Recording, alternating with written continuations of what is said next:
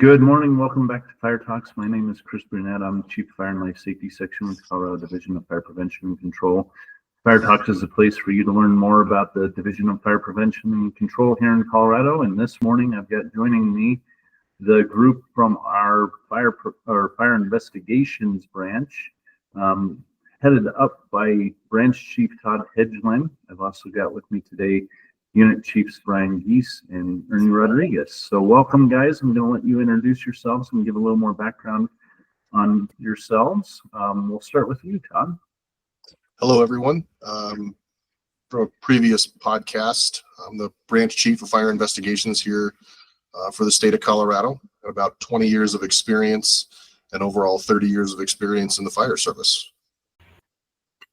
And then Brian, you want to introduce yourself next? Hey, yeah. My name is Brian Geese. I'm the unit chief, and I am stationed in the western part of our state. I currently reside in Fruita, Colorado.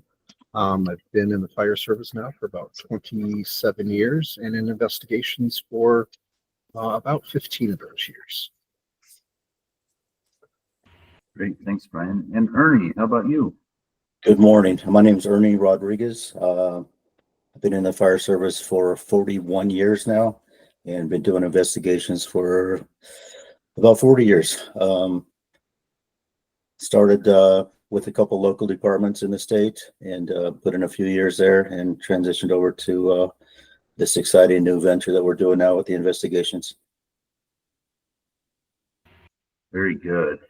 So Todd, if you can take just a few minutes, maybe give our listeners an overview of the branch, how you're laid out, what you offer to our citizens in Colorado, and those types of things. The branch is laid out. So we've got 9 investigators that cover the entire state. We've got a unit chief on each side of the divide, which you've met Brian and Ernie, and then they've got 3 investigators each, and I'll let them talk about each of their teams.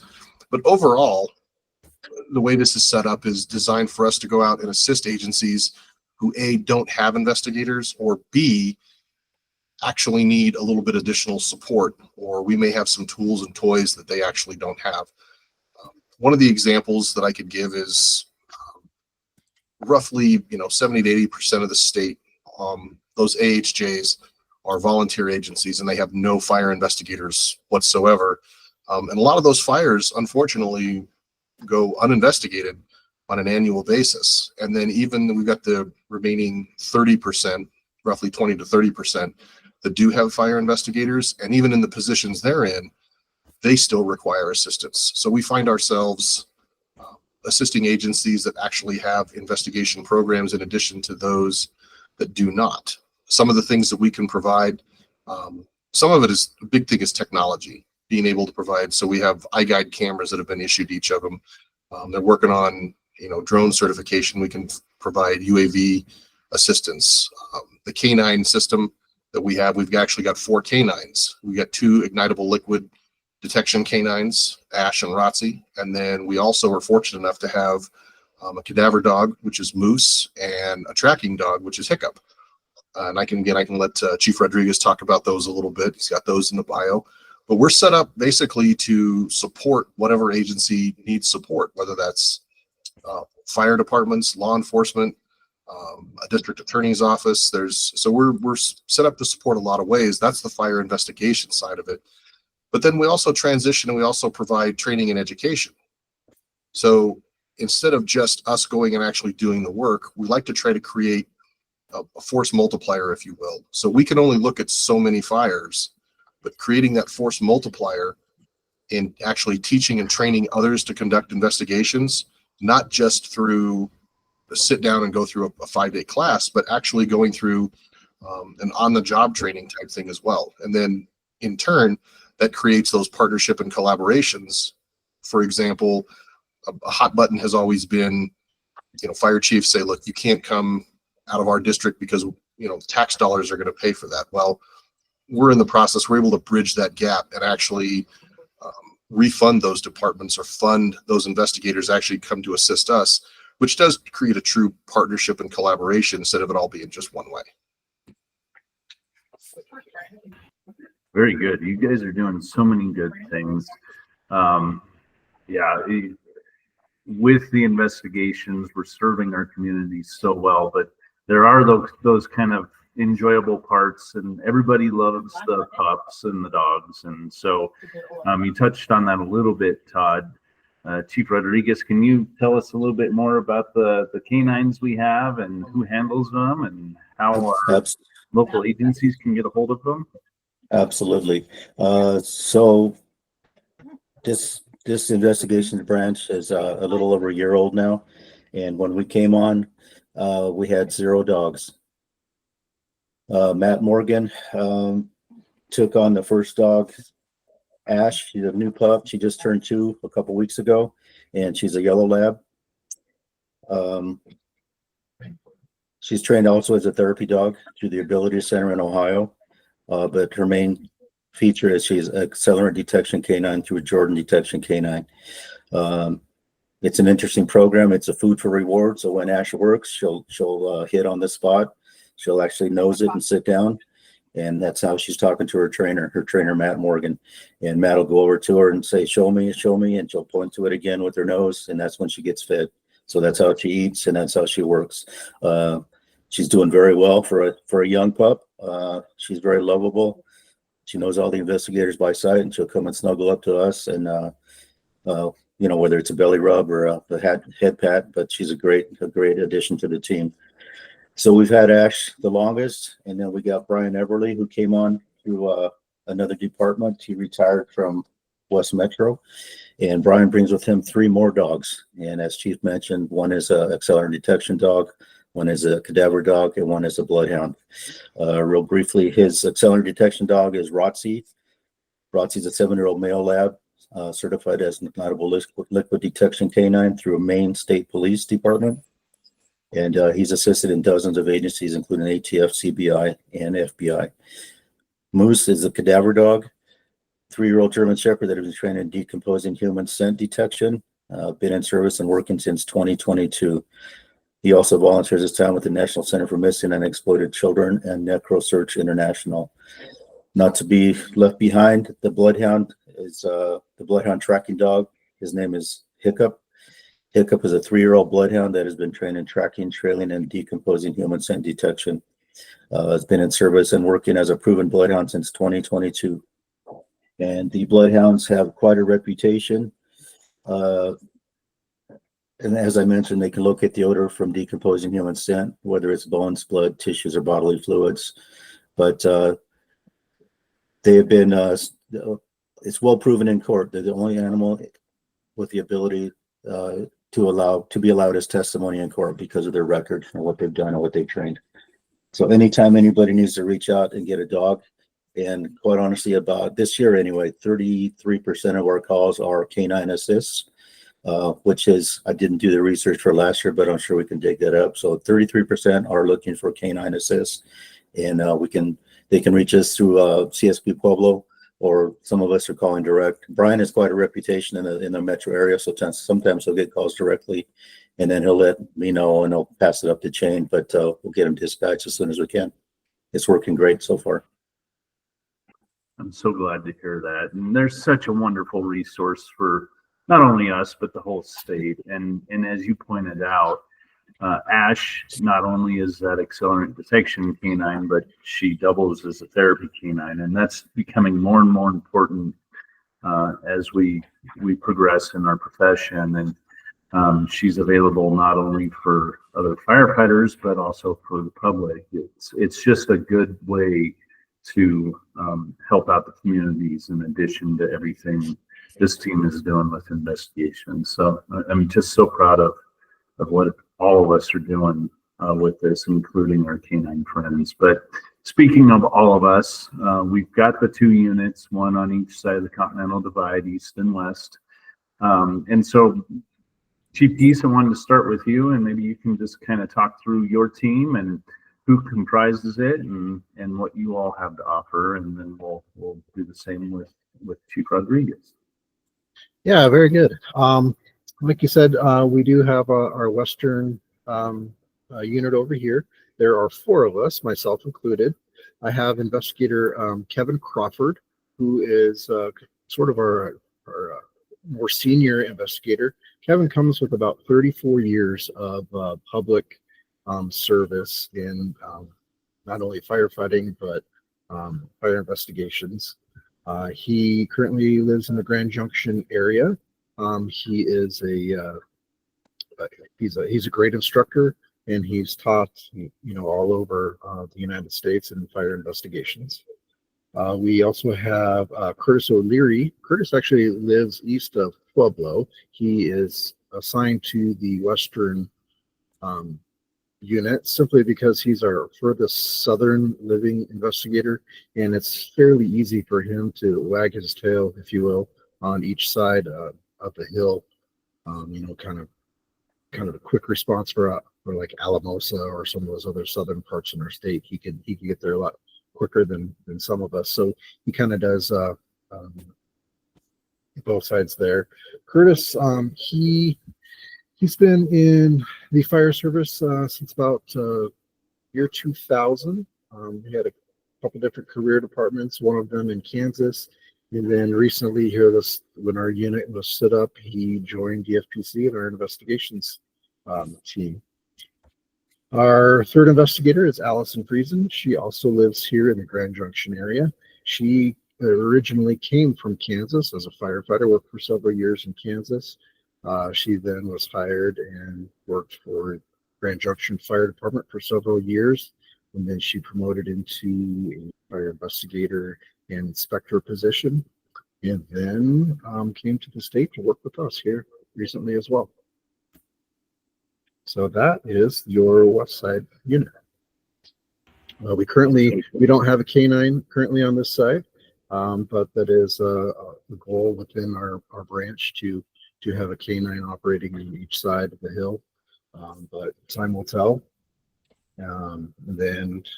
So some other great things is we have some teaching opportunities coming up in the next couple months. I'm assisting with some outreach with Colorado Mesa University here in Grand Junction, as well as an outreach to some high school students at Palisade High School. And then we've been asked to teach a unit for the Delta Police Academy for the new cadets coming out of there, learning about fire science and forensics and watch out signs for fire scenes. So those are some of the great things coming up with us, as well as our people.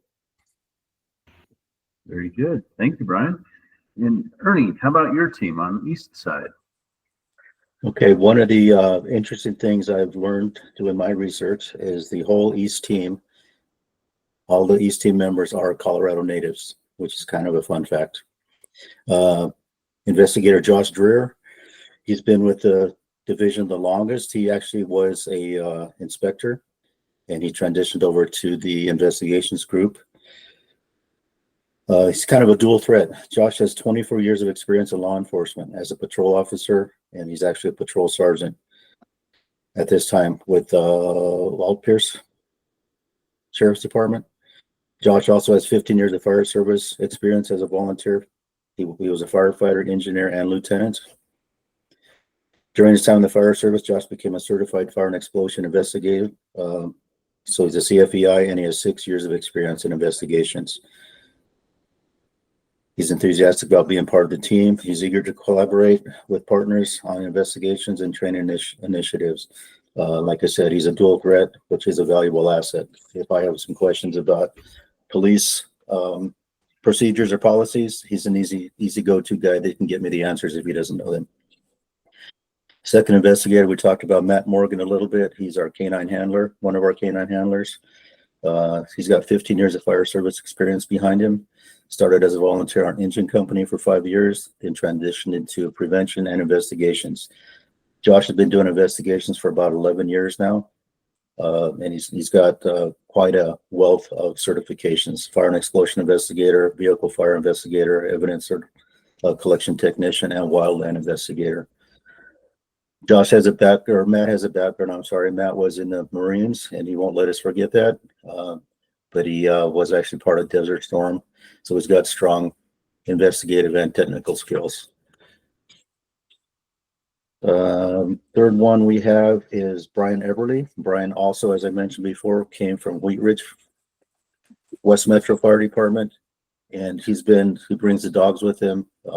Obviously, we have the dog pound on the east side at this time, but Josh has a 21-year career in the fire service, and his last assignment was overseeing the fire investigation unit and working as a canine handler. He's been working with canines since 2007. He has been doing investigations for I'm checking on my notes here real quick.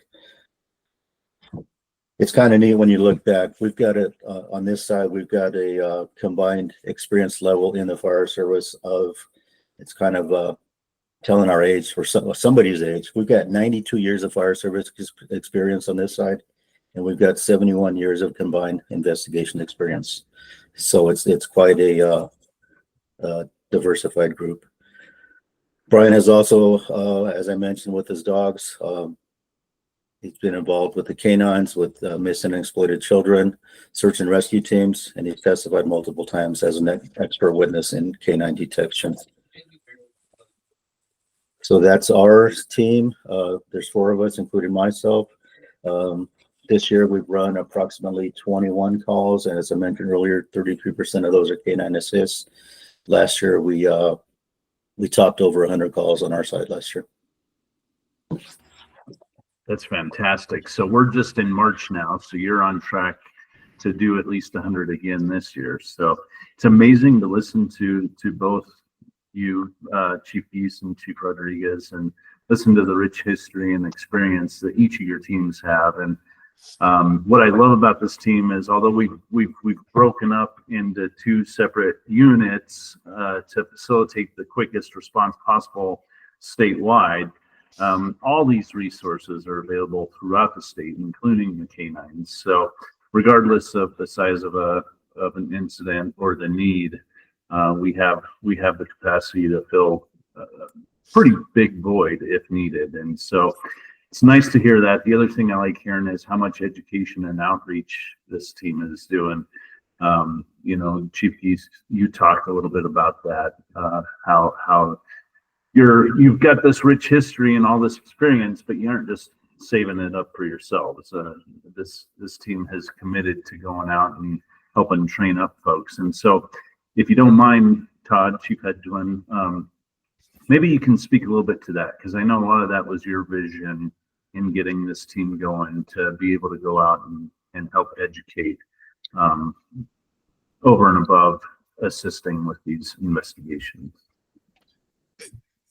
What was important to me in the beginning was being able to not just go out and help and assist these agencies with these fires, but actually provide that training and education in an effort to maybe not necessarily make them 100% self-sufficient, but actually take a bigger chunk out of this pie. And what I'm talking about is there are thousands of fires that go uninvestigated every year in the state of Colorado. And it's not because people don't care. What we've come to learn is it's because there's just simply nobody in that particular position to actually investigate it. So what we end up seeing is an INFRS or NIFRS report, whatever you choose to call it, comes back and it shows that there was a structure fire, but there's never an investigation that's done. So there's no documentation. There's nothing that we can learn from that. So creating a training and education program coupled with being able to go out and work with these agencies, that's, to me, that was an overall vision, is to be able to provide that. And it's one of the things that's nice about this team is that we're not just sticking directly to Colorado, although that's our priority. We've got people that have credentials that are actually invited out of state to other. So the International Association of Arson Investigators, they've been, some of us have been requested to go out and teach out of state, and people are noticing kind of what we're doing. One of the things that has also perpetuated this is the fact that we are not a state fire marshal's office. There are a lot of agencies that don't have any oversight or overreach. This allows us to actually bridge some of those gaps from the fire investigation side of things. The other big thing that is going to start helping us, and I'm actually excited to add to this, is the introduction of the 2 trailers that we're actually going to put in service. So they're in the process. I believe they're being striped this week. About 80% of the equipment is ordered. About 70% of it is here. We got a few more things to order, but those trailers will be available. There'll be one on each side of the divide. These trailers will keep you cool in the summer and warm in the winter. If you have extended scene times, and these are designed for agencies to call and say, hey, we're going to be on scene for a while. Can we get one of your trailers? Well, again, this is that partnership and collaboration thing. So I like to look at all this as a kind of a three-phase approach of being able to conduct an investigation for somebody when they don't have it. B, create that partnership and collaboration in an overarching type of deal, and then be able to provide that training and education. Simply, I'm incredibly proud of the team for what they do and how they do it. It's as simple. Somebody could call and say, hey, I need you to hold a flashlight. I need you to come help me dig out a scene. I have this massive incident. I need nine fire investigators. We have the ability to pull that trigger, and overnight we can amass whatever we need to do to support that particular agency, whether it's, a large agency that serves 200,000-300,000 people down to a small population where they have absolutely no fire service whatsoever. So be able to adjust with the size of that incident, and these trailers are going to help us be able to do that, I think.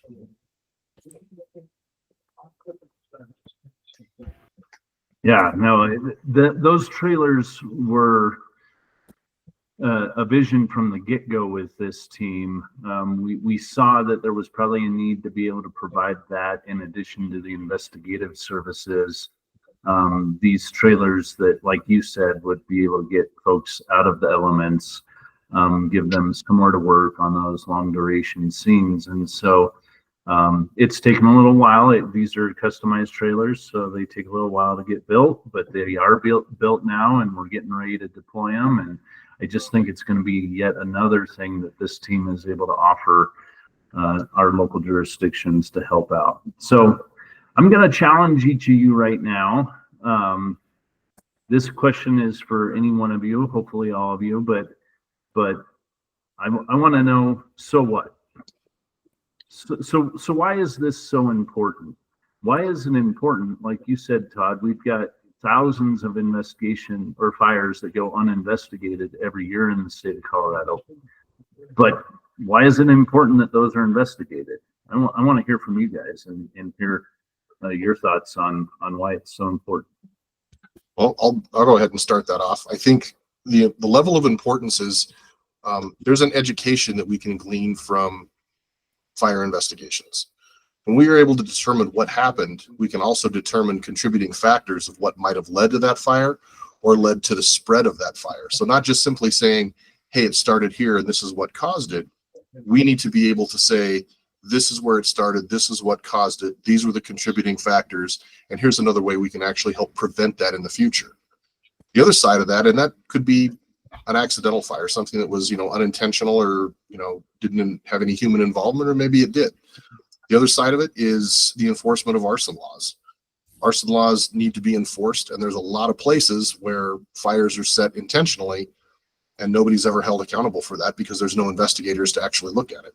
So looking at the civil side and the criminal side and understanding that there's no delineation between civil evidence and criminal evidence. Everything is held to the same standard, and being able to provide this service for the state at the level at which we do.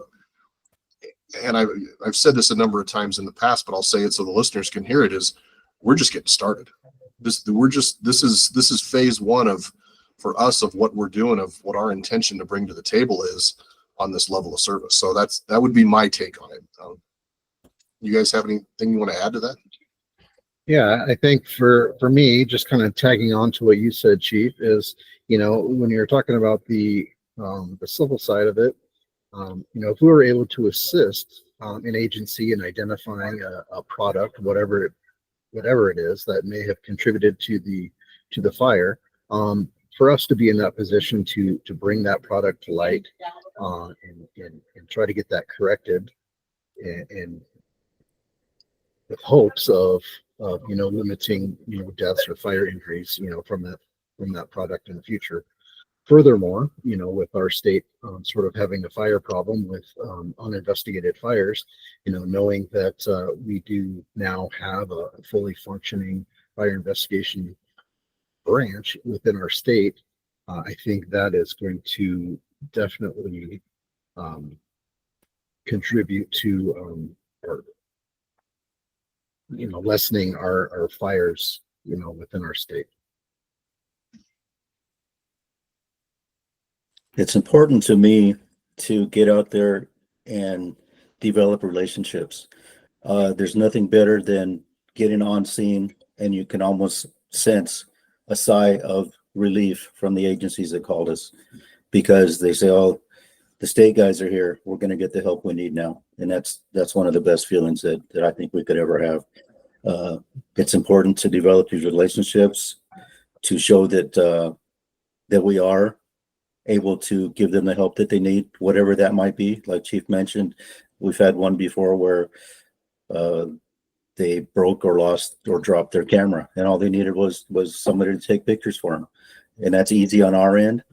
And it just shows we've got some of the best equipment than I've seen in my career. And that's both a relief and a testament to what we're doing here. And I just think that's one of the biggest things that I enjoy, is that customer service and getting out and working with them, not taking over, but working with them. And they appreciate that. Many chiefs have come by and they're kind of in awe at the fact that we're working with them and not working for them and not doing the job for them, but bringing them, involving them in what we're doing. I have another thing that I would tag onto what these guys are talking about. And I think there's actually, and I don't want to cast a shadow over this, but there's also a dark side that we're trying to fix. And the dark side of this is, for example, last year in the state of Colorado, to the best of our knowledge, there were 43 fatality fires in the state of Colorado last year. In that time, DFPC investigators looked at 16 of those 43 fires, and 10 of those 16 actually went uninvestigated until somebody called us to come take a look at them, up to 4 months. There's a large disconnect between conducting an investigation, having the people actually to do it.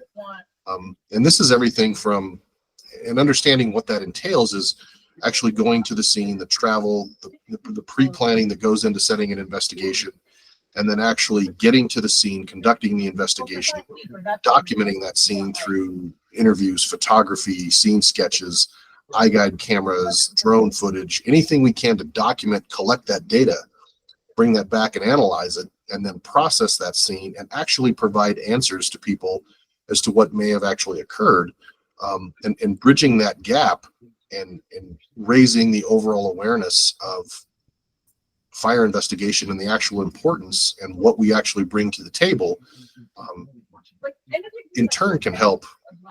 For example, we've got the other 3 branches here in FLS. The information that we can provide, we can work directly with all 3 of them, because all of us are going to impact one another with what we find as a result of an investigation. It may create, improvements for building code. It may create improvements for, say, youth fire center programs for CRR.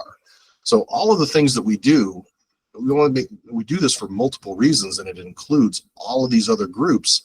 It's not just a one-off. So it can actually impact multiple sections, multiple branches, and the overall division as a whole, to include, and not to leave out, the wildland side of things. The number of wildland fires in Colorado that go uninvestigated is insane. It's a very high number. I don't want to put a number to it, but I would say it's in the thousands. I would say probably less than 2, and obviously more than 1. But these things need to go investigate. They need to be evaluated and investigated. And again, it brings us full circle back to the same thing of saying, look, we're able to determine the origin and cause of some of these. And please let there be no illusion. This is not watching CSI on TV where we figure this out in 43 minutes and 3 commercial breaks. It doesn't work that way. Some of these things actually take some time. They can go on for years before we actually get determinations. But the fact that we're actually doing it and providing answers, in my opinion, is that I think we're a step and a point in the right direction. I couldn't agree with you more, and I appreciate you all taking that question on. I challenged you with it, and I wouldn't challenge you with it if I wasn't ready to answer it myself. I too, I'm a firm believer in investigations and the need for investigations. I've been in prevention now for going on 20 years, and we cannot prevent fires if we don't understand how the fires start. And that's where investigations come in, is if we know how a fire starts, then it's preventable. And so I don't know anybody who got into the fire service for a reason other than wanting to make sure that the people in their communities no longer perish from fires. And so I think at the core of our vision for anybody in the fire service is we want to see a day where no one dies again from a fire. And we get there, we start getting there through investigations. Again, if we know how a fire starts, whether it's engineering or a codes issue or it's a human behavior issue, once we know why they're starting, then we can start to address the prevention. And that's why I think it's so important and appreciate so much what you all are doing on this team. As you were answering those questions, I heard a couple of themes there that I wanted to elaborate or have you all elaborate on a little bit. You talked about community, the fire investigations community, and coming together, working together with local jurisdictions and even federal agencies. And so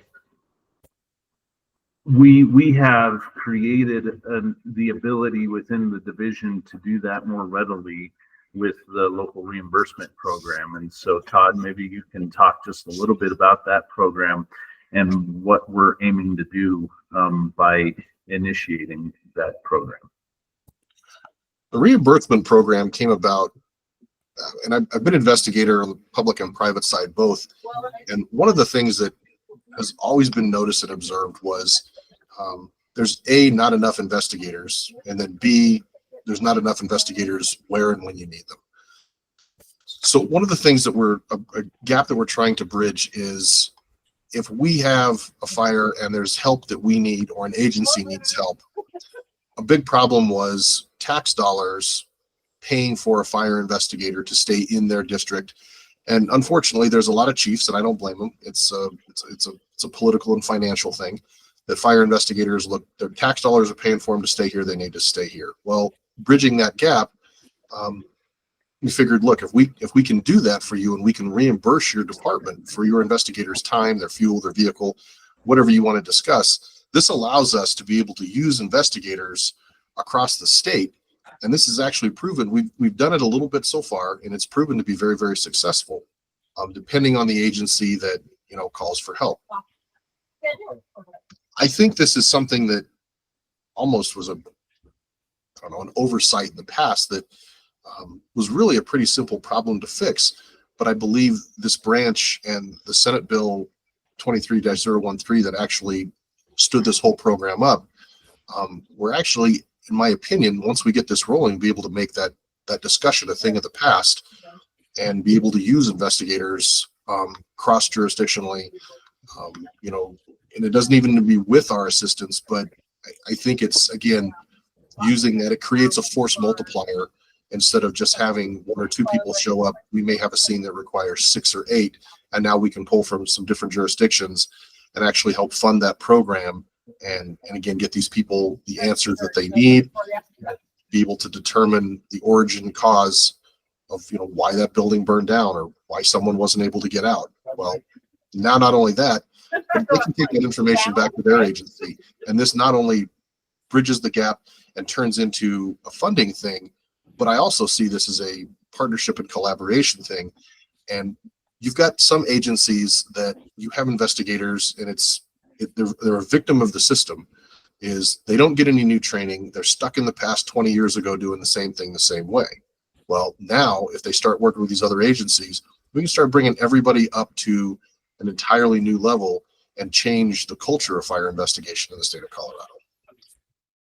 You guys have anything to add to that? Make sure I didn't miss something. I guess along the same lines, it's we're able to offer them financial assistance, whether it's for equipment, heavy, extrication type equipment, tractors to take a scene down or to do a body search.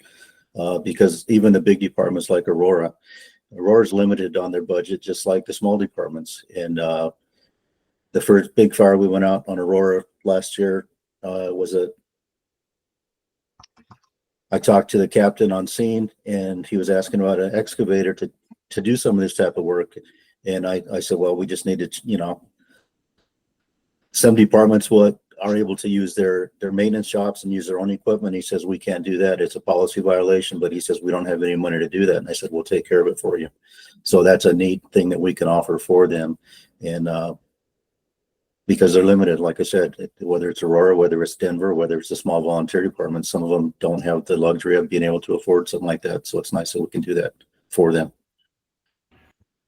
Yeah, no, thanks for bringing that up, Chief Rodriguez. That was an area where we were able to take this program to the next level, being able to offer those services as well. So the reimbursement program was a step up, and I want to thank all the bill sponsors, Senators Janal and Cutter, as well as Representative Story, for really stepping up with this bill and seeing the need in Colorado, and not only creating the team, but having the foresight to create this opportunity to not only reimburse local jurisdictions, but utilize that money to get those large dollar necessities that many jurisdictions just didn't have access to in the past. And so with the passage of this bill, and which all started with the recommendation from the Colorado Fire Commission, it has taken the Colorado Fire Service and our ability to investigate these fires to not just the next level, but probably the next 5 to 10 levels. And so the changes that you all are enacting now is, like Todd said, just the start. I see this team just continuing to be able to help out throughout the state, and with the work that you're doing and the vision of creating kind of a one team approach, not just from the state standpoint, but including local jurisdictions and federal agencies. I think we're going to have one of the strongest investigation cultures in the United States here very soon through all your efforts. So thank you for that. We're about out of time here, but I want to give you all an opportunity to tag on one last thing. If you had anything that you were hoping to talk about that we haven't talked about yet, is there anything else you'd like to say before we close out for the day? Well, Chief, I'd actually like to challenge you with a question.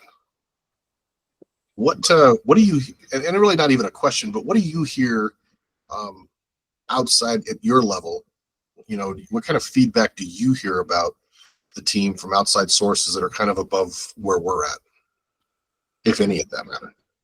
Yeah, no, it's a great question, and I'm glad you asked it, because I think that people are starting to take notice. And so throughout the state, I hear frequently how grateful folks are that we've stood up this team and that we're offering the capabilities that we're offering, and in the way that we're offering them.